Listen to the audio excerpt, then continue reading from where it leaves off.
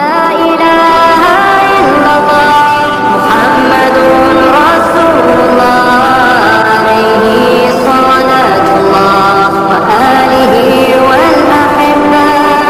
La ilaha illallah. Maka adapun jika yang demikian itu tujuan kita memiliki anak-anak, tujuan kita memiliki harta benda, tujuan kita memiliki ladang, tujuan kita memiliki sawah, tujuan kita memiliki kendaraan-kendaraan pilihan.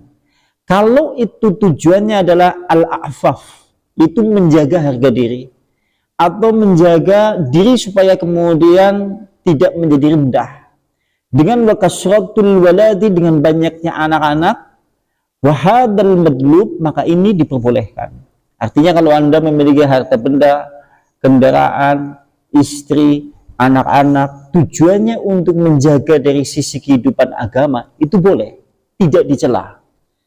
Sampean punya istri, istri itu dijadikan media, ladang untuk mendapatkan yaitu amalan soleh yang banyak, sehingga Anda bisa menafkahi batin pula, Anda bisa memperoleh anak, sehingga anak itu bisa menjadi anak yang soleh, Anda itu bisa bekerja untuk menafkahinya, maka ini diperbolehkan.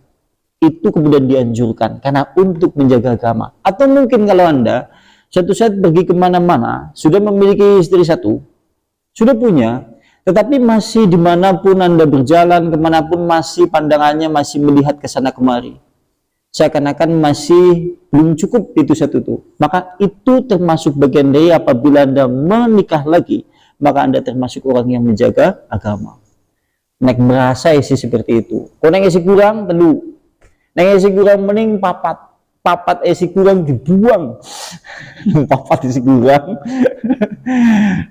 batasnya papat, oke, karena memang tujuannya kan seperti itu. Orang tatkala kemudian menikah, tujuannya kan seperti itu. Menikah satu, dia masih seperti itu. Jadi kalau dua, kalau nikah dua masih seperti ini, kalau tiga, kalau menikah tiga, tiga empat.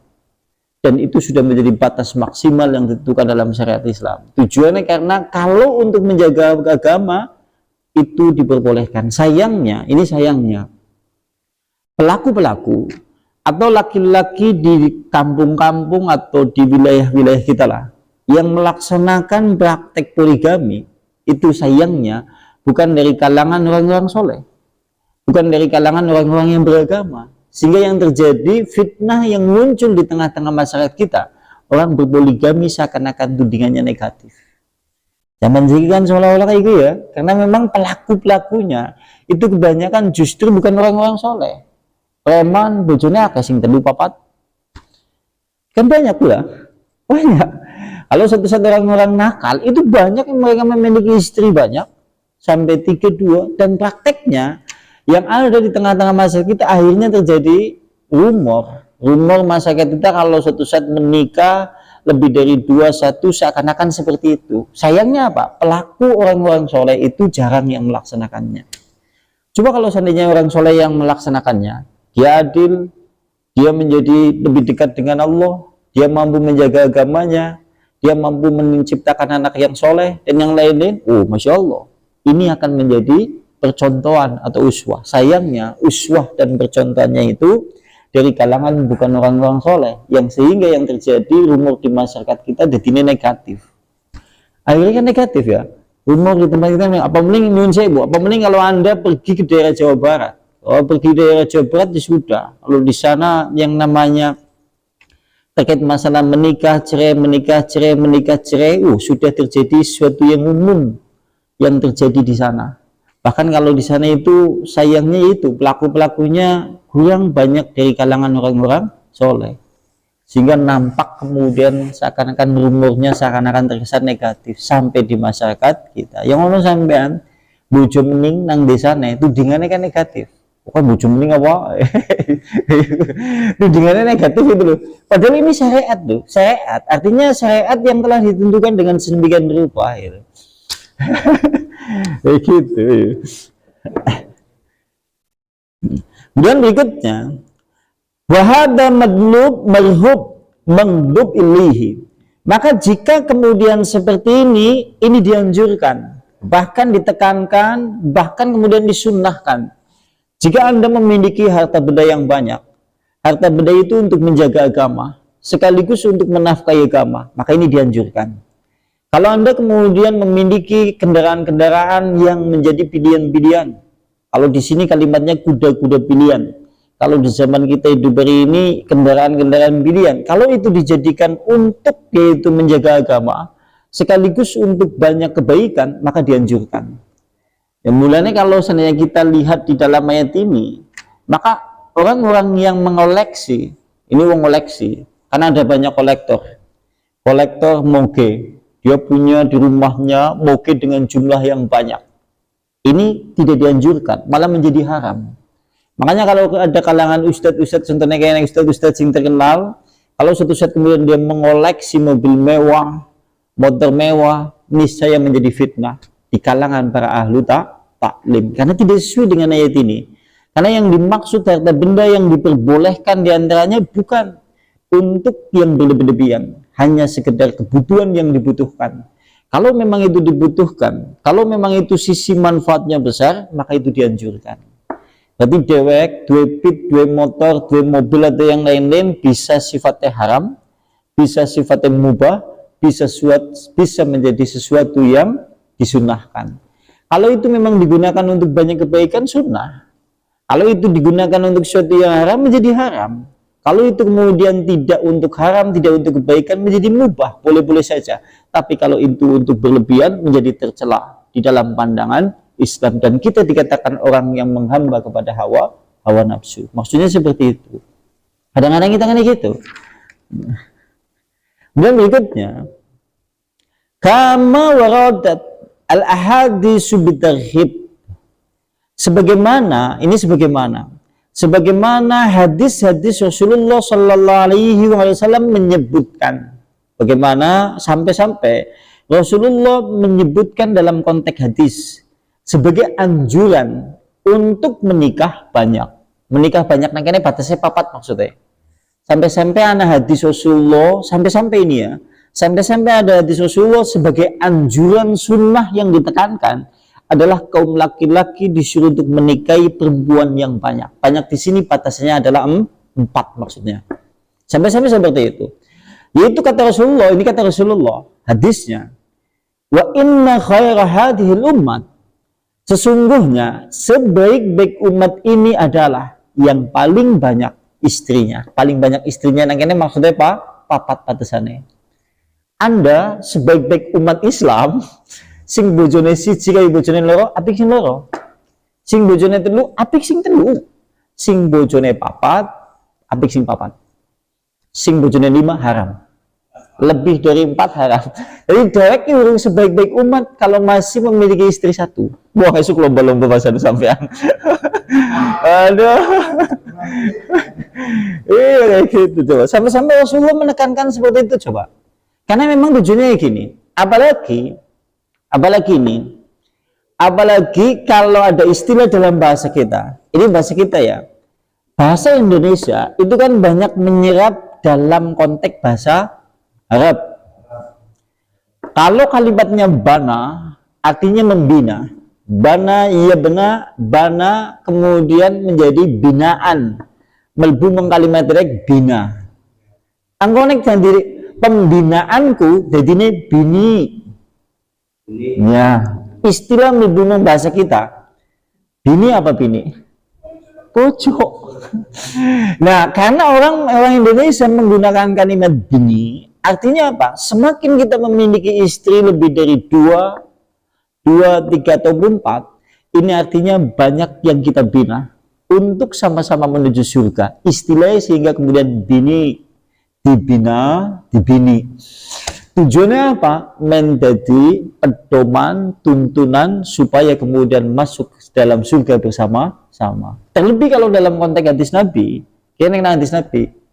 Entuk pahala sunnah mending kalau Anda menikahi janda. Kena hadis Nabi sing liyane lebih sunnah mending nek sampai nikahi janda. Ya janda kan boleh jadi dia punya anak, dia tidak bisa mencari uang sendiri karena ayah mungkin suaminya sudah bercerai atau meninggal. Anda kemudian merasa kasihan daripada Anda menyantuninya, bu coba ya, sunnah. Dan itu ditekankan. Di pojok. Ya di pojok ya. Kalau seandainya Anda tidak menikahinya, malah jadi fitnah. Misal setiap bulan jenengan nyantuni janda. Ini di fitnah. Loh kayak wong mentang-mentang janda gitu. Ya mending dinikahi sisa. Dinikahi itu malah justru menjadi sunnah. Wah, nek ana wong wedon kayaknya pada ya, ya gitu memang. Ini karena gini, tujuannya di sini yang namanya wanita sekaligus penghias atau kecintaan manusia terhadap hawa nafsunya mulai dari wanita-wanita. Tujuannya adalah sebagai fitnah sekaligus sebagai nikmat, dan itu bisa menjadi pahala yang besar jika kemudian istri yang banyak dan itu mengikuti ajaran dari sistem yang diajarkan di dalam Al-Quran dan Islam. Anda mendapat pahala yang lebih banyak. Anda istrinya satu dengan istrinya dua, pahalanya lebih banyak yang istrinya dua. Mulanya Rasulullah menyebutkan tarhib. Tarhibnya penekanan, sunnah yang sangat ditekankan. Wah, mulanya pantas ya, wong Arab karena langka sing bojone siji. Dewek.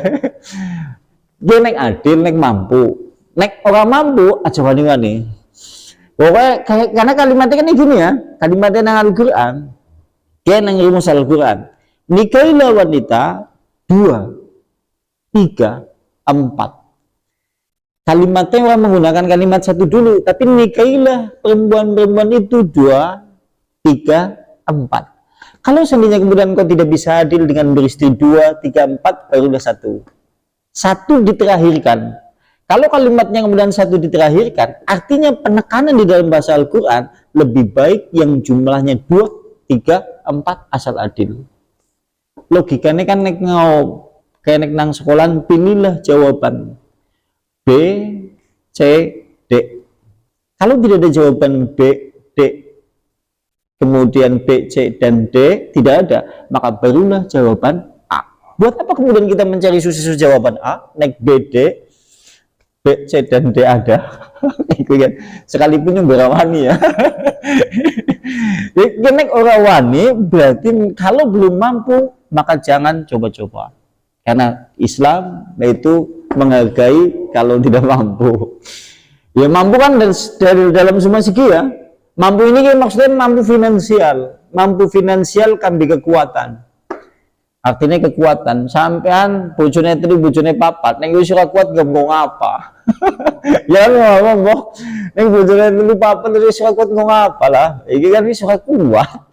Bojo siji wis ora kuat. Gitu ya. Artinya mampu di sini finansial dan kemampuan di sini. Ya gitu. Kene ngaji kayak ngomong wedon-wedon perut-perut kayaknya ya. Loh. Saya seperti itu. Kalau dalam konteks hadis yang lain, ini hadis yang lain. Kata Rasulullah, ankihu an-nisa, nikahilah wanita-wanita yang memiliki sifat di antaranya wulud. Pertama, nek sampean disuruh untuk nikahilah wanita-wanita yang wulud. Wulud ke walad diambil dari kalimat anak, bentuk jamaknya jadi wulud. Artinya adalah nikahilah perempuan yang rahimnya subur-subur sehingga mudah untuk punya anak dan menjadi banyak keturunan. Sing pertama. Yang kedua, nikahilah juga sifat-sifat perempuan al-wadud. Wadud. Sing pertama wulud, sing kedua wadud. Wadud adalah penuh dengan kasih sayang. Rasulullah ditanya, bagaimana perempuan yang wadud itu? Bagaimana perempuan yang wadud itu? Rasulullah kemudian menjawab, apabila engkau marah. Apabila engkau marah. Lantas kemudian perempuan itu meletakkan tangannya di atas tanganmu. Jenengannya perempuan wadud. Perempuan wadud penuh dengan kasih sayang. Maksudnya apa? Maksudnya adalah perempuan yang tidak mudah emosional. Berperangai halus, tidak kasar. Bicaranya lembut. Senantiasa kemudian menyejukkan dalam pandangan laki-laki. Sampean di bojo itu Masya Allah wis basa lembut, wonge kalem, ora kakek ngomong, nek sampean kesu tangannya sampean geledaki Masya Allah ya, surga dunia. Kan Masya Allah ya, wanita mana coba? Di zaman kita hidup hari ini enggak. Zaman kita hidup hari ini jarang sekali wanita yang memiliki seperti itu. Ini baik dari kalangan ngaji ataupun kalangan non ngaji, wanita yang memiliki sifat seperti itu jarang sekali. Iya, susah. Kayak nenek mententeng, bukan nenek mententeng. Kita bicara 1 kali, 2 kali, 3 kali, mereka boleh jadi mungkin bicaranya lebih dari jumlah itu. Boleh jadi mungkin seperti itu. Kan hari ini kita dihadapkan pada permasalahan yang seperti itu. Wadud ya. Kata di dalam ulama, ini perkataan ulama, ini menurut perkataan ulama. Janganlah engkau mencari pasangan atau istri-istri, atau janganlah kemudian engkau berumah tangga atau memiliki pasangan suami istri yang seperti telinga. Nah, menurut ulama aja wong bebojon kuwi kaya telinga. Sing jenenge telinga jejeran terus mengiringi bareng. Cuma sayangnya satu menghadap ke sana, satu menghadap ke sana. Artinya apa? Boleh jadi mungkin turunnya bareng, numpak motor bareng, dia kemana-mana bersama. Ning jebulannya sering padu. Mulanya jenengan jangan iri, jenengan jangan suka jenengan jangan suka iri dengan tetangga, dengan pasangannya yang naik motor menuju Gombong atau Kebumen atau yang lain-lain dia pegangan. Jangan iri, boleh jadi mungkin bersama-sama tapi memiliki tujuan yang berbeda. Satu kepengin emang menganti, siji kepengin emang segara. Akhirnya pertendangan kesuh sekalipun semotor ngasih tekan panggonan gue si kesuwan. Ini jenengane istri dan suami seperti telinga. Sampai kan cokane turu bareng, bu cerita aneh-aneh, ujung-ujung dadi kesuwan. Begitu kesuwan, sing iji dadi madhep mengana turune, sing iji madhep mengana. Tekan esuk orang takon-takonan. Ini jenengane telu model suami istri yang seperti telinga. Kalau dalam konteks yang lain, jadilah suami istri itu seperti tangan. Yang ulama itu disebutnya nek bisa, wong bebojon kayak tangan. Tangan kan kalau satu saat kaki kita kiri ke depan, maka kemudian kaki tangan kanan kemudian ke sana. Kalau kemudian ini ke depan, ini ke belakang. Kalau satu saat ini gatal, ini yang kemudian. Kalau satu saat ini yang ini, kemudian ini yang ini. Artinya apa? Artinya, yang namanya suami istri, kalau suatu seperti tangan, itu senantiasa saling mengetahui, saling memahami. Masya Allah ya, contohnya Rasulullah. Rasulullah tidak pernah memerintahkan istrinya. Rasulullah kira pernah perintah membojo. Nih, kopi misal. Nih, misal. Digugah wengi-wengi, kena kopi. Nggak pernah Rasulullah. Kalau pernah suatu saat dia menjahit terompahnya. Tapi ingat, yang namanya Rasulullah soleh, istrinya juga soleha. Sehingga kalau suami soleh dan istrinya soleha, saling-saling memahami. Sehingga seperti perumpamaan itu kedua tangan. Sehingga tatkala kemudian melihat suaminya sedang menjahit terompahnya Rasulullah pada saat itu, istrinya mendekat. Sini mas, tak jahitan aku. Masya Allah, tidak mau diperintah. Nek siki, zaman siki ndak diperintah, malah dipadu. Bokian do tulung gak dijahitna sepatuku, sampean ora melek apa? Aku kan mau nang sampe ngurusi anak kayak sampean, malah tidak jawab iki kan. Ini seperti itu. Ini yang terjadi seperti itu. Artinya gini, kadang-kadang kalau diumpamakan tangan, kalau suatu saat ini gatel, akhirnya gugur-guguran. Kita kan kadang-kadang seperti itu. Suami yang baik, tatkala melihat istri pegel-pegel, kita pijat. Tatkala kemudian suami kemudian pegel-pegel, istri yang memijat, naik pegel bareng-bareng, pijet-pijetan. Jenengannya kayak tangan. Nah, kita kan enggak ya. Kita enggak. Kita seringnya egois. Sing wedonya karepe dipijeti terus, sing mana karepe dipijeti terus, sehingga naik pada pegel, akhirnya padu. Iya kan ya. Kita ini seperti itu. Ya sayangnya gini, ya kita tahulah yang perlu menjadi catatan untuk kita bahwa hukum rumah tangga di dalam kehidupan zaman kita hari ini, kita harus memiliki satu pemikiran untuk catatan. kita jangan berharap istri kita seperti sesempurna Aisyah, karena tidak mungkin. Dan istri kita juga harus memahami suaminya tidak mungkin sesempurna Nabi. Itu harus dipahami pula. Karena kita hari ini seperti ini. Kalau suatu saat yang terjadi di kalangan ahli ngaji, ini kalangan ahli ngaji, suaminya ngaji, istrinya ngaji, yang namanya hal-hal yang berkaitan dengan masalah itu akhirnya menjadi hukum-hukuman. Itu loh mas, bukian jenengan itu seperti akhlaknya Nabi. Suaminya nggak mau kalah, sampai kudunya sing seperti Aisyah. Wah ini kan ya. Akhirnya seperti itu, akhirnya main dalil. Akhirnya dia mengaji selama ini untuk menghukumi pasangannya. Yang seakan-akan menyalahkan pasangannya tidak seperti Rasulullah. Laki-lakinya juga demikian, menyalahkan pasangan istrinya tidak seperti Aisyah ataupun Khadijah. Padahal sama-sama di antara keduanya tidak mungkin sesempurna Rasulullah dan tidak mungkin sesempurna Aisyah. Dan ini yang harus dipahami di kalangan orang yang berumah tangga. Dan ini yang jarang dipahami. Iya, karena itu saya sering mendapat curhatan yang seperti itu. Nuntutnya kan seperti itu. Sampai-sampai, oh bojoku mas, wah kayak Rasulullah, akhlaknya Rasulullah kan main, ora pernah perintah. Sing lanang gantian cerita, deke ngono gue, deke ora kayak Aisyah kan lembut, halus, waduh, dalil-dalil. Ini kan hukum-hukuman.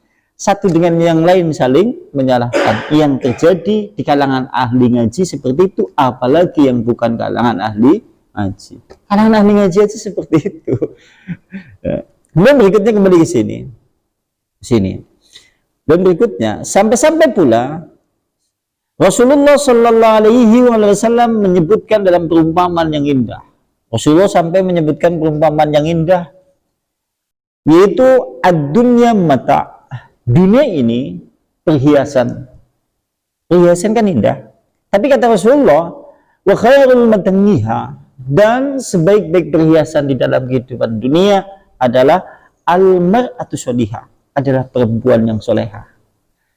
Anda asal memiliki istri yang soleha, sekalipun kehidupan Anda itu menjadi orang yang tak punya, tak memiliki apa-apa, Masya Allah kehidupannya. Contohnya Rasulullah. Contohnya Ali bin Abi Thalib. Ali bin Abi Thalib itu pernah bertanya kepada istrinya, wahai istriku, bahan makanan apakah yang bisa kita makan hari ini? Kata istrinya, tidak ada wahai suamiku, tidak ada di rumah kita yang bisa kita makan hari ini. Lantas suaminya itu Ali bin Abi Thalib bertanya kepada istrinya itu Fatimah, anaknya Rasulullah, wahai istriku Fatimah, lantas apa yang kemudian menjadi simpananmu selama ini? Lantas kemudian dijawab oleh istrinya, ada pakaian yang pada saat itu pakaian terdapat 14 tambalan. Sehingga pada saat itu mereka berdua berpuasa. Sampai kemudian mereka beribadah dengan sungguh-sungguh. Bojo soleha, sekalipun miskin, tidak ada apa-apa, menjadi amal ibadah yang tinggi. Tapi naik dewek, esok-esok dalam keadaan seperti itu, paduk. Iya kan ya, waduh, sampai bukia mas obah. Aja munang mantok kayak gitu ya. Semoga macam-macam. Nah, dan perempuannya juga dijawab sama laki. Emang ini kan merampok apa? Ayo kan rame ya. Rame. Ini yang terjadi seperti itu. Sama dalam kasus ulama. Ulama dulu pun seperti itu. Persis seakan-akan melebihi harta benda yang segala-galanya. Suatu saat ada seorang ulama pada saat itu mendapati di hari pagi. Dia mendapati di rumahnya tidak ada apa-apa.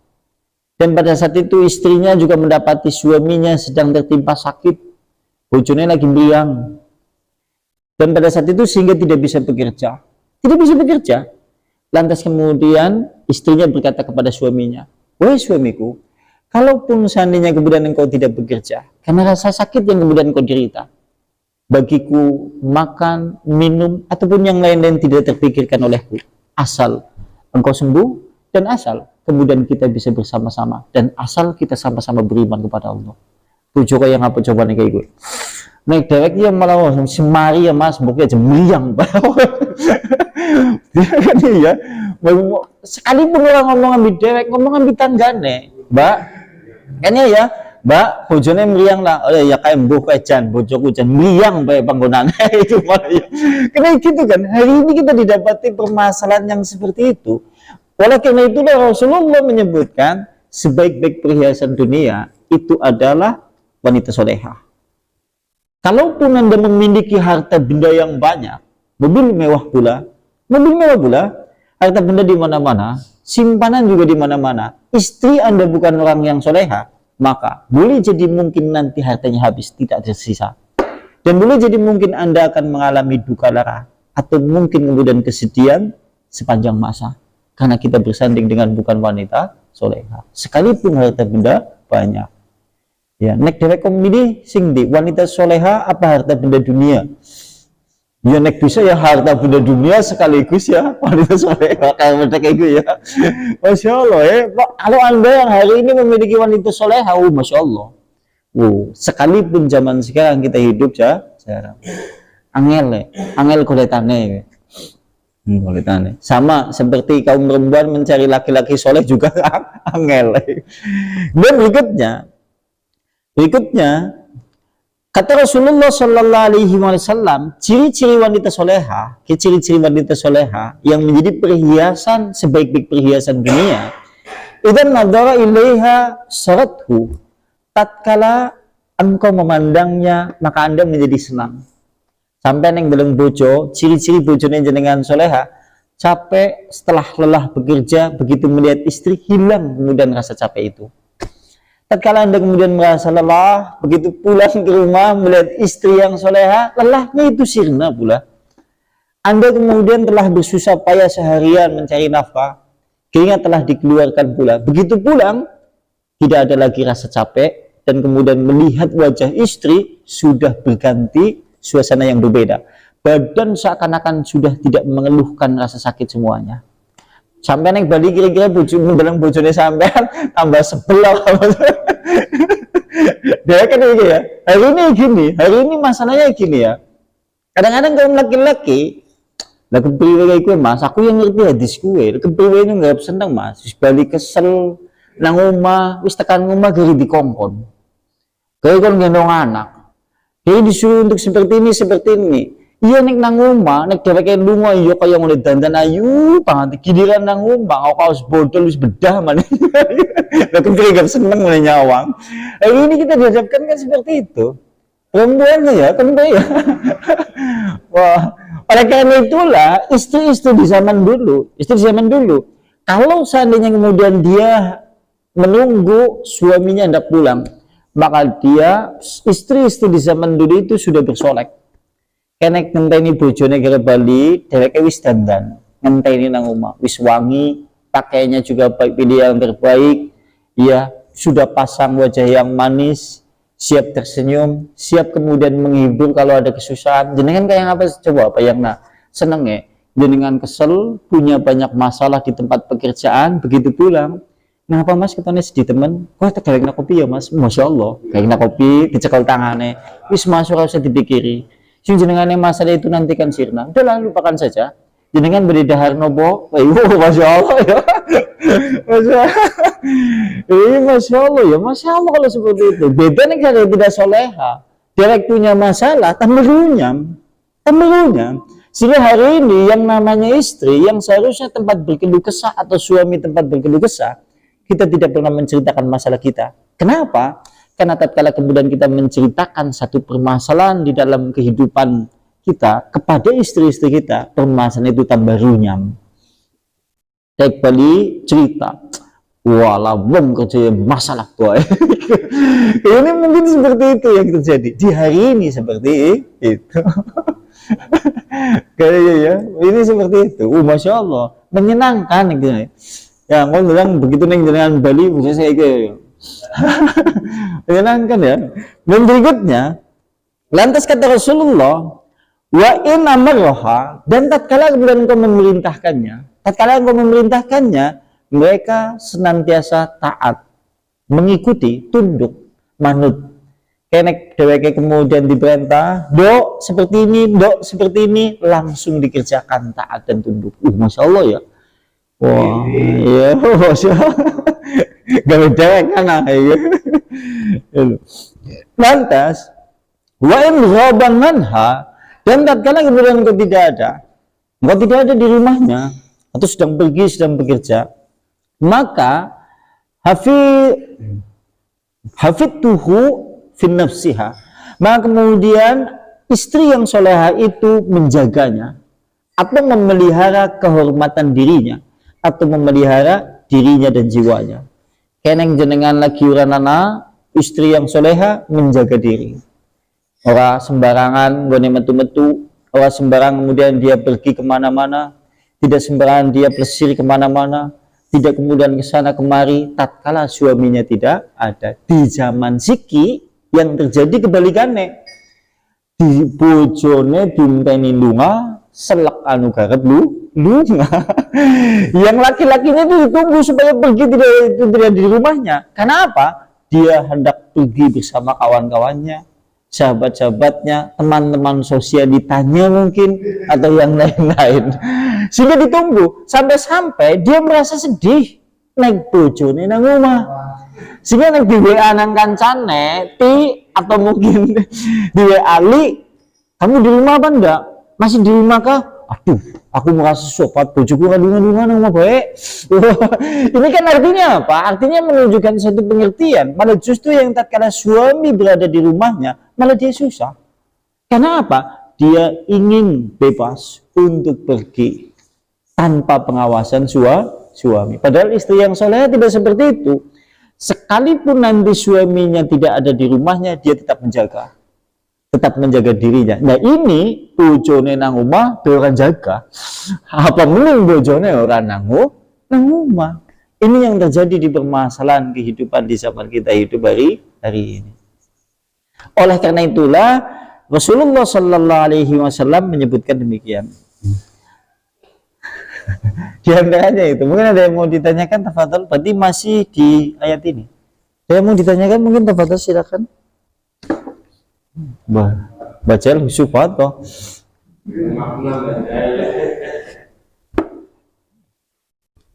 cukup. Nahtimu bihadza majlis ta'lim bi da'wati Rasulillah. Subhanakallahumma bihamdika asyhadu an la ilaha illa anta astaghfiruka wa atubu ilaik. Akhir kalam billahi taufiq wal hidayah. Assalamualaikum warahmatullahi wabarakatuh.